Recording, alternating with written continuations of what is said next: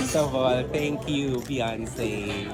Kaya hindi ka nag-thank you, Beyonce. Alam mo na Thank you, Beyonce. Ayoko malamatay. Kakabili ko lang ng Swisky Girl. So, i-unbox natin. Dito kami nakabili sa Bonifacio High Street kasi sila yung pinakamaraming stocks being the flagship store. Na-witness namin paano maubos. As in, na-witness namin. So, i-unbox namin. Tatlo lang ang pwedeng bilhin per person. Natatandaan nila kung nakabili ka na. Kapag magparetoke ka muna. Dun sa counter, uy, nakabili ka na.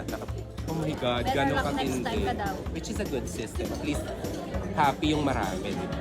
Umpisahan na natin, girl. Girl, ano gusto mo? Gusto ko yung nakabonet. Tsaka yung secret na may earphones. Tsaka yung nakabaliktad. 599 pesos each. Hello! Parang secret girl. Sa akin yung secret, nakapako na yung akin. Weh. Oo, ito yung may earphones. Weh. Oo, nakapako na. Doble. Parang meron dito girl.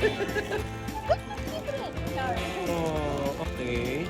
Cute din naman. Ay, selfie! Ay, ang Bakit ito ang akin?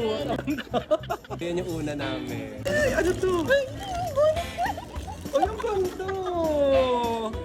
Ay, at least ako yung may, biscuit na may pampers. Sa'yo walang biscuit. Gusto ko naman sila parehas.